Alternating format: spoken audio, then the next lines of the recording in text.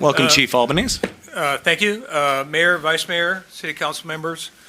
I'm here to report out on the incident that occurred June 6th in our city.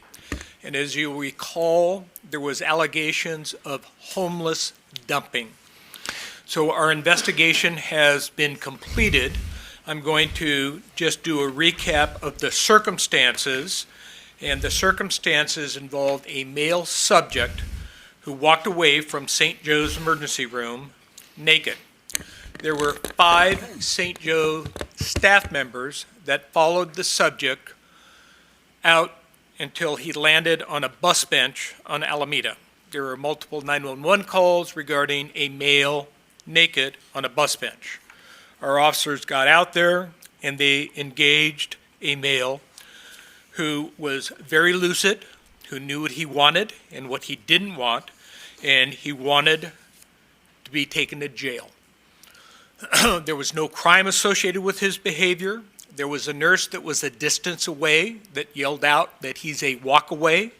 So I want to make sure that everybody understands this. He walked away from a medical facility that has a medical staff that can do a hold and also sedate him.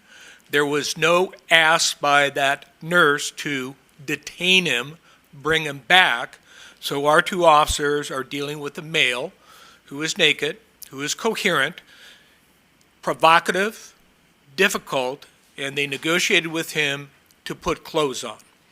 And part of the negotiation process was, we'll give you a ride. And he goes, great, we'll give you a ride if you put on your clothes. He said, he immediately put on his clothes. Where do you want to go? I want to go to Tahunga. Tahunga's a tad too far. I want to go. So they agreed to take him to the Red Line because there was buses and trains, and he goes, let's do it, let's do it. And he told the officers, hey, look, handcuff me so that you feel safe with me. That was our subject that proffered that, not the officers. So they transport him to the Red Line area, and as they are approaching the Red Line, he sees a Starbucks. He says, stop, I want coffee. Stop. The officers stop, they get him out of the car, they unhandcuff him. He thanks the officers 3 times, and then the officers left, and as the officers left, the subject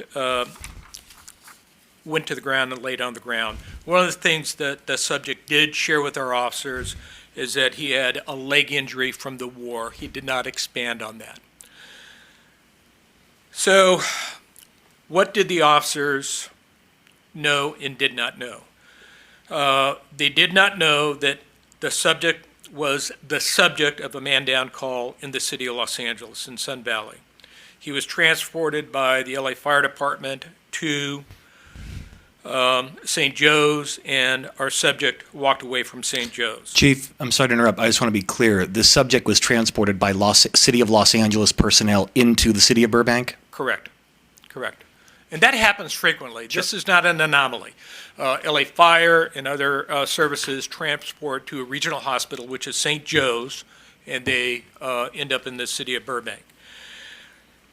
A couple things to note, and I'll talk about the investigation, is that the engagement with, our officers' engagement with the suspect was professional. It was dignified. They provided him dignity in the moment where he was unclothed, and they were able to get him clothes. St. Joe's was not. The professionalism, I was really impressed with our officers because of the suspect's life circumstances, again, difficult, provocative, and really was a lost soul. So treated with the utmost dignity. The video that was posted, the optics don't provide a complete story. It's a Paul Harvey scenario where it's the rest of the story. The FBI wanted to initiate an investigation. They came to our department. They reviewed the circumstances and the videos, the body-worn cameras, and they recognized that our officers' actions were appropriate. They did not open up a case. So our investigation determined that our subject was not homeless. He has been renting a room for the last 2 to 3 years. We spoke to his landlord. The subject has never been homeless to our knowledge. He is not in the HMIS system, the Homeless Management Information System. He is a provocative soul, how I would describe it. The allegations are really serious. Homeless, dumping.